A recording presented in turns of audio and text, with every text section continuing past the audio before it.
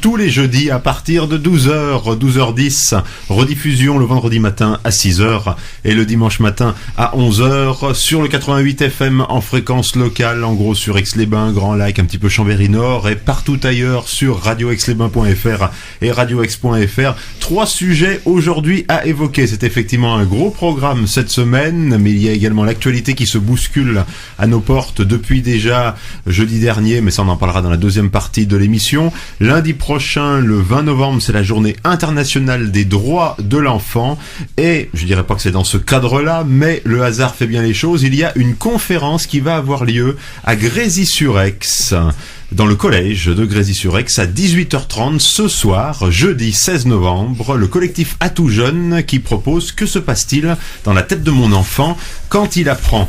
C'est l'intervenante Marie-Pierre Turc Magnifica qui proposera cette intervention. Elle est parmi nous aujourd'hui dans le studio. Bonjour madame. Bonjour. Merci beaucoup d'avoir accepté notre invitation sur notre antenne. Vous êtes formatrice en pédagogie et méthodologie au sens large, spécialiste de la formation continue d'adultes. Alors Également. ça c'est une partie de mon travail, effectivement. Je suis formatrice pour des adultes, notamment pour du personnel qui intervient en social, c'est-à-dire les assistants familiaux ou des éducateurs. Je fais aussi depuis peu de la formation pour des enseignants, et c'est dans ce cadre-là que je suis intervenue au collège de Grésy déjà au mois de juillet pour les enseignants. Mais ma casquette la plus importante, ma casquette professionnelle, c'est de l'accompagnement individualisé pour des enfants qui ont des difficultés d'apprentissage ou qui manquent effectivement de méthodologie. Alors, les enseignants, les enfants, je vais déjà saluer vos collègues qui sont également parmi nous dans le studio et ensuite on va poursuivre. Monsieur Georges Buisson, bonjour. Bonjour. Merci beaucoup d'être de retour sur Radio Aix-les-Bains. Vous êtes adjoint à la mairie d'Aix-les-Bains, chargé des affaires sociales, délégué aux affaires sociales, à la santé et au handicap. Et également Damien Masson. Bonjour monsieur Masson. Oui, bonjour. Merci beaucoup de nous avoir rejoints également. Vous êtes chargé de mission des actions intercantonales au sein de À tout jeune. Tout à fait. Qu'est-ce que le collectif À tout jeune? Si je peux dire ça, un collectif, c'est une structure surtout. Alors le collectif À tout jeune, en fait, c'est un regroupement de structures enfance-jeunesse qui sont sur le bassin du territoire aixois, donc ses alentours, Entrelacs, Saint-Ours-la-Biole. Nous avons le canton, enfin l'ancien canton de Grésy-sur-Aix, Aix-Nord, et du côté d'Aix-Sud, tout ce qui concernera Planète Jeune avec donc les alentours de Rumétaz, Viviers, Vauglan, etc. Donc voilà, en fait, c'est un regroupement de structures enfance-jeunesse et on travaille du coup en lien, en coordination, pour mutualiser les moyens financiers et humains. On en entend beaucoup parler, ça existe à échelle française et il y a des délégations dans chaque département. Pas ou du c'est tout. Purement à la Savoie? C'est purement local, c'est un produit produit purement aixois et ses alentours, et voilà, c'est vraiment une sorte de produit test ici et phare, et qui c'est vrai qu'effectivement on parle de plus en plus de nous puisque ça correspond un petit peu à une logique d'avenir qui est de mutualiser un petit peu les moyens sur tous les territoires. Vous avez dépassé la phase de test, effectivement, parce que là, vous avez quand même une sacrée réputation. Vous logez à 2 pas de la radio, à ce qui paraît. Exact. Les bureaux sont logés ici, effectivement. Voilà. Donc, ah oui, pour ma part, vous personnellement, vous avez quand même un domicile familial. Oui. Non, mais oui, pardon, parce que ce que je voulais entendre, c'est que on pourrait très bien être ailleurs puisque on travaille sur tout le territoire. Donc en fait, voilà, on a choisi ces bureaux aussi puisque la mairie d'Aix-les-Bains nous prête bien les locaux. Déjà, Monsieur Buisson. Voilà. Et donc c'est vrai que c'est un point central pour nous et très stratégique. Et c'est vrai que le collectif, comme vous disiez, maintenant a une reconnaissance, que ça fait 10 ans que ça existe. Les premières conventions ont été signées dès 2007 avec un BAFA intercantonal qui était la première de nos actions. Un BAFA intercantonal. Tout à fait. Après, est-ce que vous voulez que je détaille éventuellement? Parce que moi, je pensais que le BAFA, c'était valable à l'échelle de toute la France. Qu'est-ce que c'est qu'un BAFA intercantonal? C'est simplement dans l'organisation. On est parti sur une organisation intercantonale. Donc, on fait venir des formateurs qui font partie de nos structures du collectif. Donc, voilà, les différents centres de loisirs du territoire. Et après, effectivement, ça s'ouvre à nos jeunes, donc, du territoire bassin aixois et un petit peu élargi. Avec 2-3 collègues, comme par exemple le SICAMS, la LCC ou les Amis des Bauges. Voilà, alors déjà, il y a beaucoup d'acronymes, tout ça, SICAM, LCC, on va quand même les présenter parce que ça pourrait intéresser les auditeurs et les auditrices. Alors, du coup, si effectivement je présente les structures, je vais déjà présenter exactement celles qui font partie du collectif. Donc, on a Planète Jeune, voilà, qui sont situées à Drumétaz. D'accord, c'est de l'association. Alors Planet Jeune, c'est un centre de loisirs, un accueil de loisirs. Tous des accueils de loisirs en fait qui font partie du collectif. D'accord. Nous avons donc la SEJ, donc du côté de Grésy-sur-Aix, l'association de communes enfants jeunesse. Ok. Voilà. Nous avons donc sur Aix-les-Bains les différents centres de loisirs aixois qui participent à nos actions avec la MJC d'Aix-les-Bains.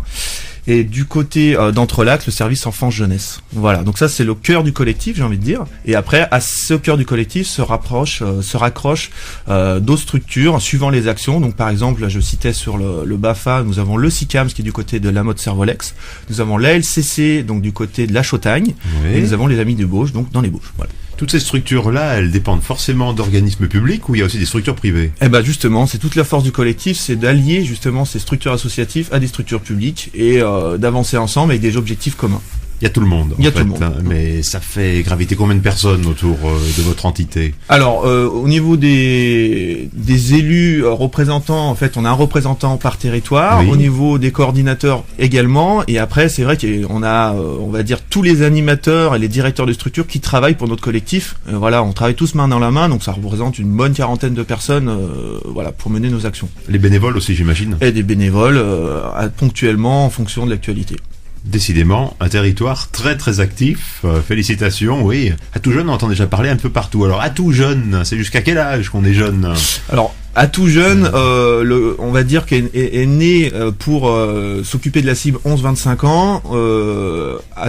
On a un petit peu élargi tout ça dans le sens où maintenant on s'occupe aussi de la cible enfance. Donc on a créé aussi un petit collectif avec les animateurs pour justement proposer des animations, des séjours sur l'enfance à partir de 6 ans.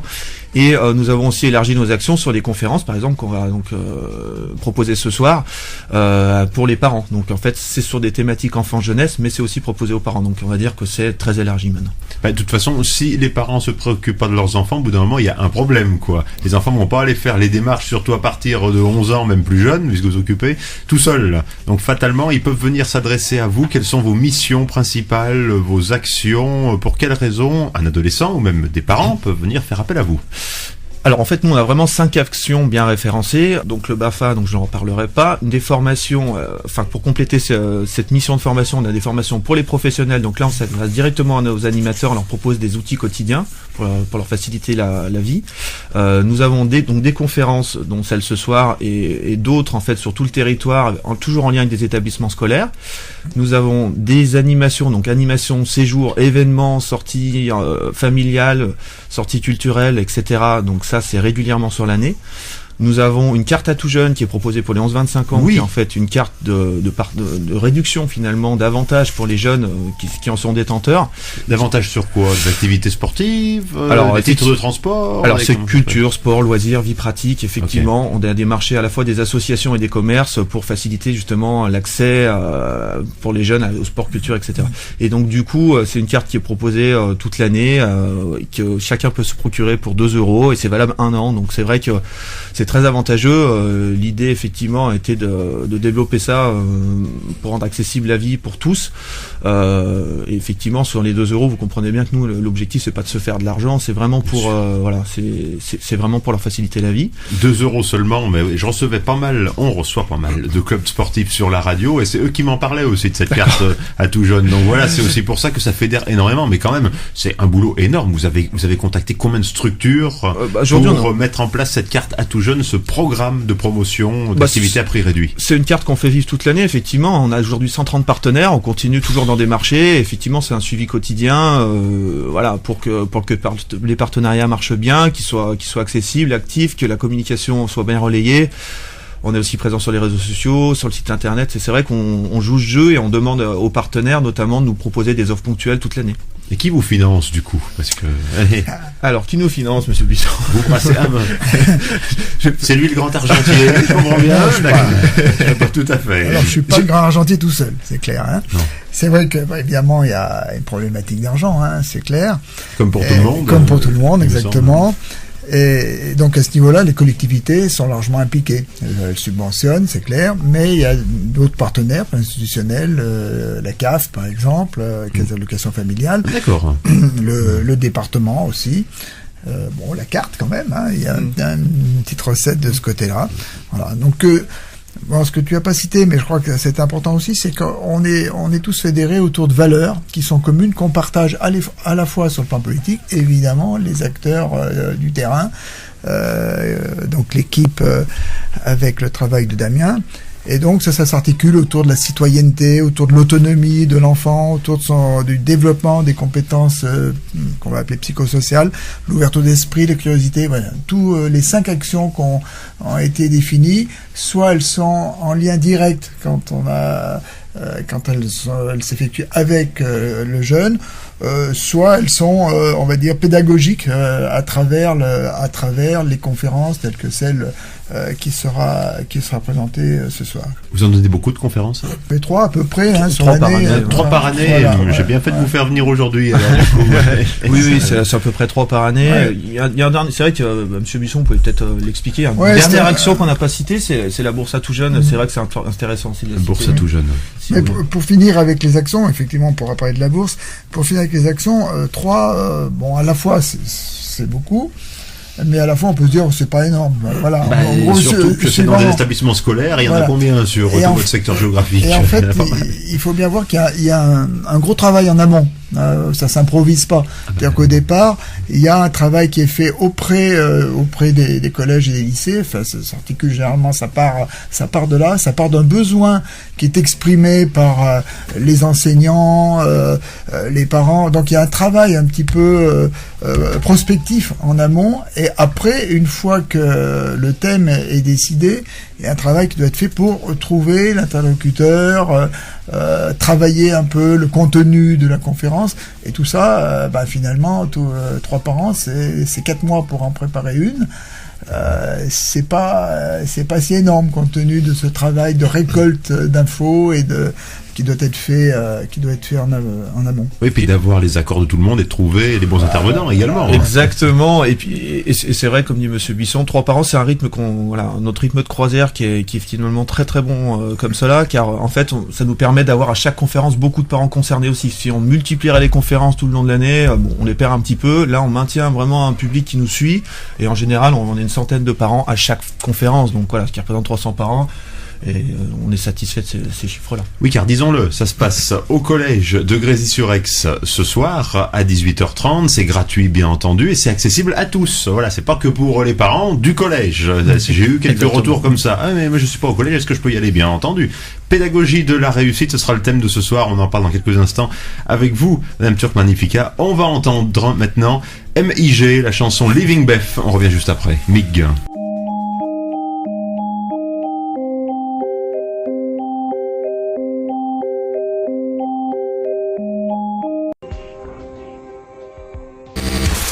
Musique Mag 73. Info, musique, people et bien plus encore. Musique Mag 73, c'est sur Radio X.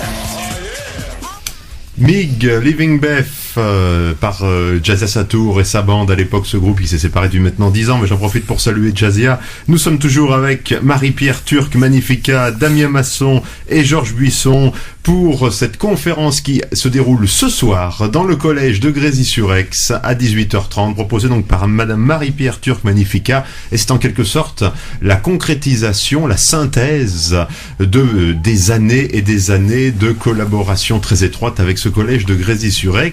Madame Turk Magnifica, vous avez formé des professeurs là-bas, vous avez suivi des élèves dans ce collège, vous êtes très active depuis longtemps dans cette structure. Alors effectivement, j'ai commencé par suivre des élèves en individuel, donc des élèves qui avaient des difficultés d'apprentissage et qui avaient besoin d'un petit coup de pouce en dehors de ce que les professeurs déjà pouvaient proposer au sein de la classe, donc d'avoir un regard un peu plus spécialisé.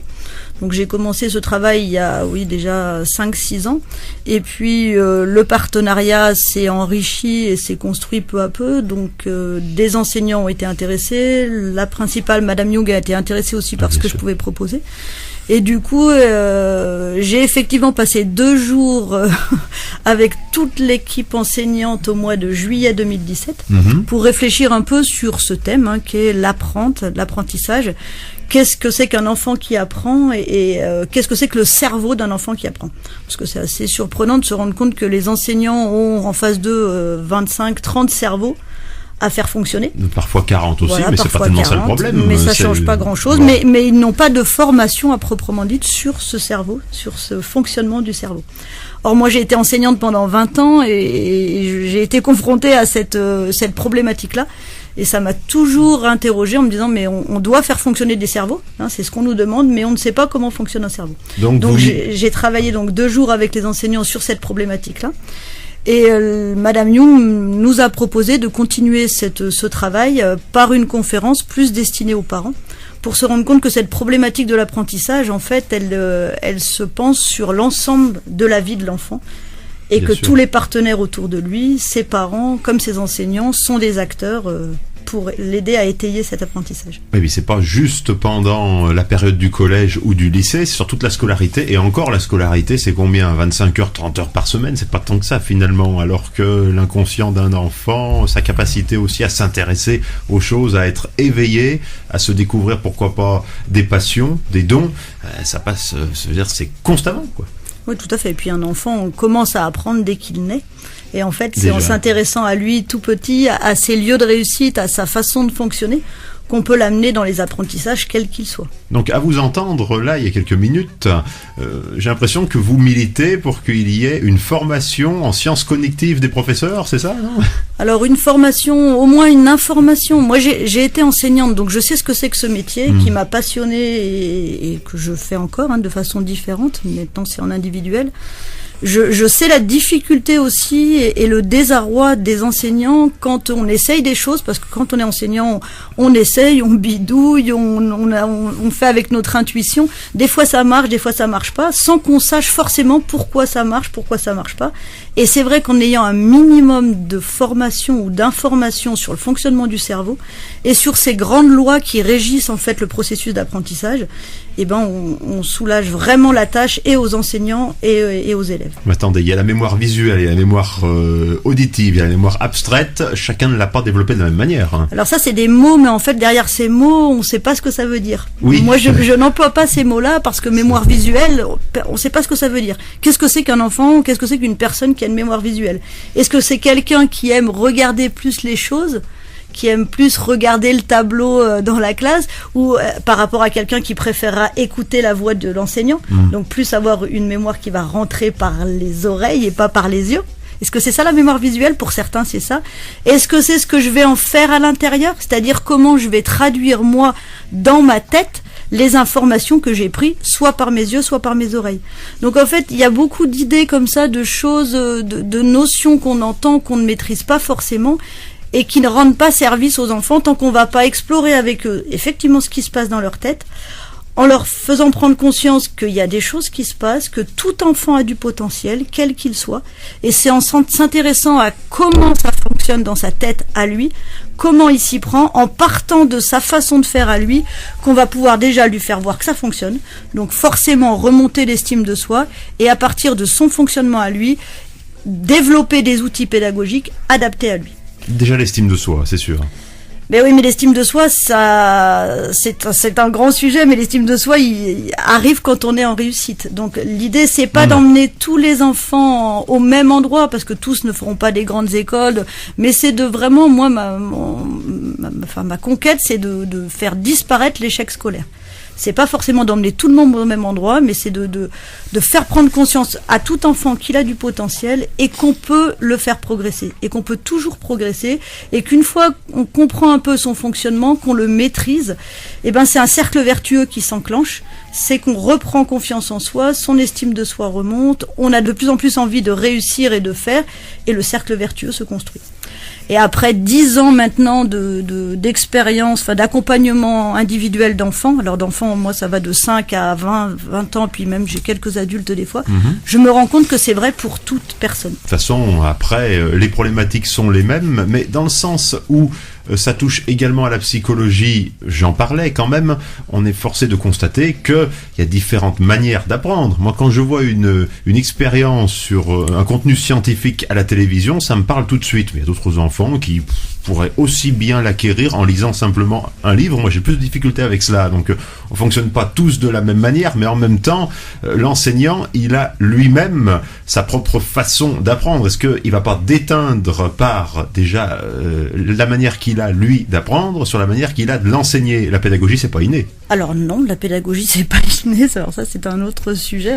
Comment on recrute, on est encore là pour 2 heures. Non, pas tout à fait. Comment on recrute et comment on forme les enseignants dans notre pays, c'est un autre sujet. Mais effectivement, un enseignant va d'abord enseigner comme c'est bon pour lui d'apprendre. Ça, c'est clair. Un enseignant aussi est très souvent un ancien bon élève. C'est-à-dire un élève pour lequel le système a fonctionné. Le système lui a permis de développer son potentiel et de s'y retrouver. C'est rarement des enfants qui ont été, enfin des anciens enfants qui ont été en difficulté dans le système. Donc la plupart du temps, vraiment, les enseignants font avec un vrai travail et une vraie attention à l'enfant, font au mieux qu'ils peuvent, mais en répliquant effectivement un peu ce qui a été bon pour eux. Alors que c'est pas forcément toujours ce qui convient à l'enfant qu'ils ont en face d'eux, c'est clair. Mais en même temps, ce qu'il faut apprendre à l'enfant et apprendre aussi à expliquer aux parents, c'est pas de tout attendre non plus des enseignants. C'est-à-dire qu'un enseignant, il peut pas non plus, comme vous preniez l'exemple de l'expérience de physique ou de expérience scientifique, mais ça peut être aussi biologie ou autre. Il peut pas faire l'expérience et donner quelque chose à lire, et il peut pas tout le temps démultiplier les supports d'entrée, même si on peut le faire et que ça peut aider des enfants. Après, vraiment, ce qui pour moi est le plus important, c'est de se dire à l'enfant, à partir de telle proposition d'activité, comment toi tu vas pouvoir la transformer pour que ça te convienne et pour que tu puisses en faire quelque chose. Exactement. Donc il faut aussi se découvrir des passions et pouvoir les adapter aux enseignements qu'on est en train d'acquérir. Oui. C'est cela, parce que souvent on pense réussite scolaire dans la tête, dans l'opinion publique, c'est fatalement associé à grandes études, école d'ingénieurs, etc. Alors qu'en fait, on peut avoir des formations manuelles, professionnalisantes dès la fin du collège. À partir du moment où l'on se sent bien dans une activité en particulier, on aura forcément une bonne estime de soi et une envie de continuer dans cette voie-là. C'est pas forcément être le crack à l'école, en n'importe quelle matière. Ah, mais c'est ce que je disais. L'objectif, c'est pas d'emmener les enfants tous au même endroit, mais c'est de leur permettre à tous de s'épanouir et de trouver leur place dans cette société où il y a de la place avec un panel de plus en plus large d'activités et de professions. Et pour ce faire, vous proposez cette conférence à destination des parents et du personnel éducatif. Les enfants peuvent pas venir, non? Ah bah je sais déjà qu'il y en aura quelques-uns. Il y en aura quand même, bon, heureusement. Que se passe-t-il dans la tête de mon enfant quand il apprend comment l'accompagner en tant que parent?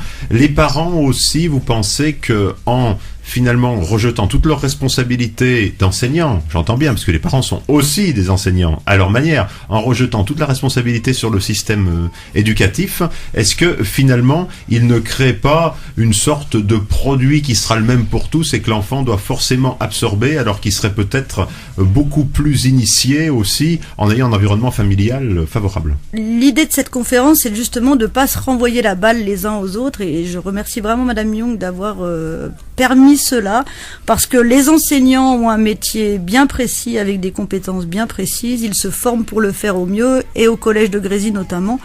Les enfants ont la chance d'avoir une équipe vraiment d'enseignants qui travaillent ensemble, qui réfléchit et qui avance. Donc ils font au mieux leur travail. Après, les parents ont un autre travail de parents. Les parents ne sont pas enseignants, mais voilà, je pense que c'est bien clair de se dire un parent ne doit pas refaire le soir ce qui a été fait à l'école et se transformer en enseignant pour son enfant. Ah ben non, il faut faire des choses différentes. Voilà, mais un parent a quand même une part très importante dans le bien-être, l'épanouissement de son enfant à l'école. C'est-à-dire que le système éducatif, il fonctionne quand chaque acteur y a vraiment sa place et son rôle bien défini. Alors évidemment, la place première, c'est la place de l'enfant, et c'est ce que je vais un peu expliquer ce soir dans la conférence. Qu'est-ce que l'enfant doit faire déjà en cours, parce qu'on se rend compte que quand un enfant sait ce qu'il faut faire dans sa tête pendant les heures de cours, ben l'essentiel est fait. Et quand on interroge des enfants en réussite scolaire, on se rend compte qu'en fait ils sont absolument pas plus intelligents que les autres, hein. Et là il faudrait revenir sur la définition de l'intelligence. Ah bah oui, mais ils ont simplement ils ont compris ce qu'il fallait faire pour être en réussite et pour répondre aux exigences d'un système. Ceux qui sont plus en difficulté dans le système, eh ben ils n'ont pas forcément compris d'eux-mêmes ce qu'il fallait faire parce que ce qu'on leur a proposé leur convient pas forcément, ou parce qu'ils n'ont pas eu l'idée. Et on se rend compte, alors moi je me rends compte dans mon quotidien, qu'en leur expliquant comment ça fonctionne dans leur tête et ce qu'il faut faire pour entrer dans les apprentissages, eh ben ils peuvent progresser. Et là, les parents ont un rôle. Parce que les parents, c'est pareil que les enseignants, hein, on veut tous, en tant que parents, que nos enfants réussissent, on essaye de faire au mieux, avec notre façon de faire. Quand on a plusieurs enfants, on s'en rend bien compte, il n'y en a pas un qui fonctionne comme l'autre, et souvent ils ne fonctionnent pas comme nous. Donc il faut apprendre à s'adapter au fonctionnement de ses enfants ou de son enfant pour pouvoir l'accompagner. Alors moi je me base sur évidemment mon expérience d'enseignement, mais aussi j'ai repris des études de médecine pour mieux comprendre ce fonctionnement du cerveau, et je me suis rendu compte que en comprenant mieux ce qui se passe dans le cerveau d'un enfant, on retrouve aussi beaucoup de théories de pédagogues, comme notamment un pédagogue dont je vais beaucoup parler ce soir, qui est Antoine de la Garandrie, qui est quelqu'un qui est décédé il y a quelques années, en 2010, et c'est un pédagogue qui lui a été en souffrance d'un système scolaire parce qu'il souffrait de surdité, et qui a réussi finalement à s'en sortir et à apprendre, et qui a accompagné énormément de jeunes, d'abord des jeunes étudiants en réussite scolaire, puisqu'il était professeur de philosophie, et puis justement il a questionné beaucoup ces jeunes en disant mais qu'est-ce qui se passe dans vos têtes quand vous réussissez, qu'est-ce que vous faites? Et il s'est rendu compte qu'en fait, les jeunes, quand ils réussissent, font des choses très différentes, hein, vous le disiez, d'un jeune à l'autre, puisqu'on ne fonctionne pas tous de la même façon. Et en même temps, ils faisaient des choses qui peuvent se résumer en quelques grandes lois, et c'est ce que je vais essayer d'expliquer ce soir. L'apprentissage peut se résumer autour de grandes lois qu'on peut appeler des gestes mentaux, ce que lui, il appelle des gestes mentaux, qui se résument autour du geste d'attention. Qu'est-ce que ça veut dire être attentif? Et qu'est-ce que je dois faire dans ma tête, moi, pour être attentif? Et c'est un peu la base de la réussite scolaire. Alors on dit souvent aux enfants, sois attentifs. On leur dit ce qu'il faut faire sans leur dire réellement comment s'y prendre pour le faire. Ensuite, il y a tout le geste de compréhension. Qu'est-ce que ça veut dire comprendre? Comment moi je vais m'y prendre pour comprendre à ma façon? Qu'est-ce que ça veut dire réfléchir? Qu'est-ce que ça veut dire mémoriser? Et là, vous en parliez un peu, il y a plusieurs types de mémoire, il faut un peu aller explorer ça pour comprendre de quoi on parle. Et qu'est-ce que ça veut dire créer du nouveau dans ma tête, imaginer pour pouvoir s'adapter à différentes situations. Et une fois qu'on a un peu les règles de ces grandes lois, on se rend compte que tout processus d'apprentissage se joue autour de ces 5 gestes-là, mais que ces 5 gestes-là se déclinent différemment chez les enfants. Et en les interrogeant sur ce qui se passe dans leur tête quand on leur propose une tâche, eh ben on va pouvoir trouver eux comment ils fonctionnent et les accompagner vers la réussite. Vous allez réussir à expliquer ça ce soir, tout ça en 1h30, 2 heures. Rendez-vous en tout cas à 18h30 dans le collège de Grésy-sur-Aix ce soir pour cette conférence. On revient avec vous dans quelques instants après avoir écouté Matana, la chanson Louis du groupe Haut Savoyard. Mag 73, info, musique, people et bien plus encore. Musique Mag 73, c'est sur Radio X. La chanson Louis par Matana à l'instant sur Radio Aix-les-Bains. Qu'est-ce qui chante bien? Je crois que vous le connaissez, monsieur Masson. Tout à fait, c'est un ancien collègue de la Sèche que j'ai cité en début d'émission. Ils ont tous les talents à la Sèche, c'est hallucinant, hein. Ils savent bien chanter, ils savent bien faire de la musique. Bon, justement, ils chantent d'ailleurs. Il faut savoir se découvrir une passion. Rebondissons sur les artistes, parce que c'est vrai que, et vous, monsieur Buisson, qui est adjoint délégué aux affaires sociales, à la santé et au handicap, souvent quand on souffre d'un handicap, c'est quand même très perturbant pour avoir une scolarité épanouie, pour pouvoir bien apprendre. J'ai cette thèse, après c'est peut-être que la mienne, vous allez peut-être me contredire, mais que beaucoup d'artistes étaient introvertis dans leur enfance, et c'est finalement comme ils ne se sentaient bien dans aucun groupe, dans aucun travail collectif, que finalement ils se sont tournés vers le milieu artistique. Comment on peut permettre à un enfant souffrant d'un handicap quelconque de ne pas constamment se sentir différent et par conséquent d'influer négativement, que ça influe négativement sur son capacité d'apprentissage? Peut-être que Madame Turc Magnifica peut aussi répondre, hein. Mais je le dis puisque vous aussi vous êtes quand même en charge à échelle locale de ces problématiques-là, donc à mon avis vous devez aussi être confronté à tout cela. Je sais pas, si j'avais une solution partagée par tout le monde, ça se saurait, hein. Oui, mais il y a peut-être des organismes locaux qui, à leur petite échelle, font le maximum pour faire en sorte que tout le monde puisse s'épanouir justement dans le système éducatif aussi. Oui, bon, le handicap, là, on est quand même en marge par rapport à notre thème. Tout le travail qui est fait autour du handicap, justement, c'est d'intégrer au sein de notre société, qu'elle soit locale ou nationale, le handicapé comme citoyen à part entière. Donc le travail politique qui doit être fait à ce niveau-là, à mon sens, vise justement à gommer les inégalités entre en termes justement de handicap ou voilà. Et tout ce travail qui est fait aujourd'hui dans l'intégration du handicapé pour lui permettre l'accession partout, l'ouverture en direction de la culture, justement ça va dans ce sens. Alors après la méthode, elle est pas.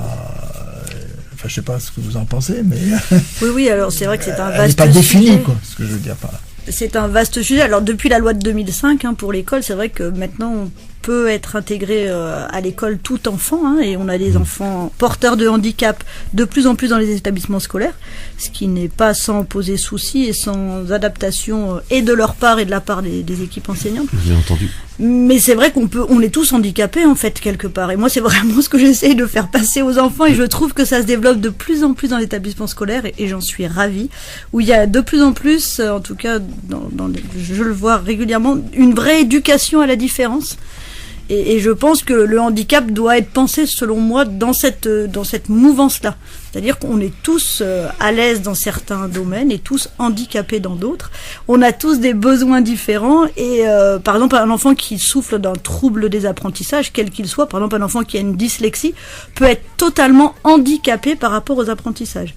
Mais une fois de plus, si on part de ce qu'il sait faire, quels sont ses lieux de réussite, on va se rendre compte que c'est un enfant qui bien souvent va avoir une créativité, pour revenir sur le début de votre question, c'est la partie artistique, une créativité, une imagination beaucoup plus riche qu'un enfant qui ne sera pas porteur de dyslexie. Et si on lui fait prendre conscience de ça, si on lui apprend à gérer cette créativité pour compenser les difficultés liées à sa dyslexie, on va une fois de plus lui redonner confiance et lui permettre d'avancer, certes un peu différemment, mais d'avancer à son rythme et de prendre une fois de plus sa part dans la société. On leur demande déjà beaucoup, mais donc il faudrait demander aux enseignants d'être aussi des déclencheurs de talent. Mais c'est ce qu'on leur demande. C'est ce qu'on leur demande. Moi, je pense que le métier d'enseignant a énormément évolué. On est encore, notre école est l'héritière de l'école de la République, l'école qui était faite pour les élites. Ce n'est plus du tout le cas actuellement. Maintenant, c'est une école de masse où on voit bien le public est de plus en plus large. Donc forcément, avant, l'école dispensait des savoirs. À l'heure actuelle, les jeunes, s'ils ont besoin de connaissances, ils tapent sur Internet, ils prennent leur smartphone, ils ont plus besoin d'enseignants en face d'eux pour leur dispenser des connaissances qu'on ne pouvait pas trouver avant si on n'avait pas des enseignants en face de nous. Maintenant, à mon avis, à mon sens, le rôle de l'enseignant est beaucoup plus d'éveiller des esprits et de faire fonctionner des cerveaux que de dispenser du savoir. Je pense que c'est encore plus difficile avec justement toutes les nouvelles technologies de l'information, et ça j'allais vous en parler fatalement, parce que l'école peut devenir ringarde si on ne fait pas quelque chose pour la moderniser, en quelque sorte. Parce que voilà, aller s'enfermer à 30-40 dans une salle alors qu'on peut tout trouver effectivement sur Internet et quand on le veut, sans contrainte horaire ou autre, c'est pas un peu ringard quand même? Ça, je vous laisse juge. On va pas refaire complètement tout le système éducatif, mais il faut quand même comprendre les enfants qui sont... Alors, il y a l'échec scolaire, mais il y a aussi le décrochage. Qui dit décrochage dit que ça allait bien à un moment donné, et qu'au bout d'un moment, ça va plus. Donc, il y a soit un désintérêt, soit il s'est passé quelque chose dans l'entourage, et on va parler tout à l'heure, là, d'ici quelques minutes, de harcèlement, donc ça peut aussi expliquer beaucoup de choses, mais comment faire en sorte que l'école redevienne fun, quoi, finalement? Parce alors, que si on y va, si c'est une torture d'aller à l'école, c'est pas drôle. Alors là, on est une torture autant pour l'intellect que parfois psychologiquement. Voilà. On est peut-être sur deux extrêmes. Je pense pas que l'école doit être fun. Après, moi, ce que j'explique aux enfants, c'est pas forcément amusant d'être toute la journée à l'école, mais à toi de rendre des choses amusantes dans ton cerveau. Une fois de plus, il faut pas attendre que tout vienne d'en haut. Plus les enfants, on les responsabilise et plus on leur dit, mais c'est à toi de faire en sorte que ça devienne plus amusant. Et souvent, avec les enfants que j'ai qui sont souvent en grosse difficulté et souffrance avec l'école, je leur dis, mais même plus le cours te désintéresse, plus il va falloir que tu en fasses quelque chose de génial dans ta tête. Et c'est en leur redonnant ce pouvoir-là qu'on va se permettre qu'on va permettre à l'école de devenir un peu plus intéressante. Et puis juste sur le premier aspect de votre question, l'école se modernise très nettement en France. De plus en plus, et quotidiennement ça se développe, et les enseignants utilisent des outils numériques pour les apprentissages. Mais on a tous à apprendre quelque chose, parents, enfants, grands-parents, même de la pédagogie, de la réussite. Alors rendez-vous ce soir, jeudi 16 novembre à 18h30 au collège de Grésy-sur-Aix dans la salle Christian Dessau. J'en profite pour saluer Christian Dessau qui était venu sur l'antenne de Radio Aix il y a 2 ans et demi. Il va très très bien à 91 ans, je vous assure, je lui envoie une pensée particulièrement émue. Monsieur Masson, Monsieur Buisson, à tout jeune, on va juste terminer en parlant de la bourse. Oui, je vous remercie pour boucler la boucle. Effectivement, on n'avait pas eu le temps d'évoquer la bourse à tout jeune, et ça pourrait intéresser tous les 14-25 ans qui nous écoutent, puisque c'est complètement destiné à eux. C'est-à-dire que c'est une aide, un accompagnement, une aide financière pour des projets, donc jeunes 14-25 ans, et c'est très varié en fait. On peut pas vraiment citer de critères très précis là à l'antenne, sinon ça prendrait un petit peu trop de temps, mais en gros, vous avez des jeunes qui partent réaliser un documentaire à l'étranger, il y en a d'autres qui montent un festival de musique dans le coin, un événement sportif. Voilà, en gros, c'est tout le projet qui pourrait épanouir un jeune. Voilà, venez nous voir. Nous avons simplement un petit dossier à faire remplir. On voit ensemble si effectivement c'est valable. Si c'est valable, on les fait passer devant un jury, donc qui est composé d'élus et de techniciens. Et derrière, en fait, on délivre une somme jusqu'à 800 € d'aide par projet. Donc sachez que ça existe sur votre territoire. On est là pour vous accompagner. Derrière, la seule petite chose qu'on demande, c'est un retour pédagogique envers une cible justement jeune, pour donner un petit peu des envies, transmettre des savoirs à d'autres. Voilà.